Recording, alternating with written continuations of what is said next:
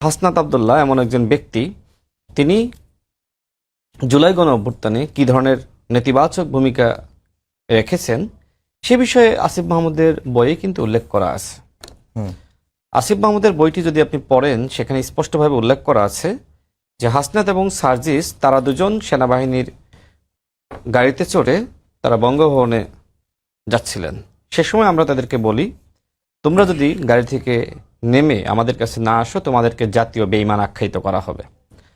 দেখেন, অনেক ভিতরের আলোচনা তো আসলে প্রকাশ্যে আনা ঠিক না, তারপরেও বলি, এনসিপির মধ্যে তাদের নিয়ে নানান ধরনের গুঞ্জন ছিল, এখন যদিও রাজনীতি করার স্বার্থে সেগুলো নাই।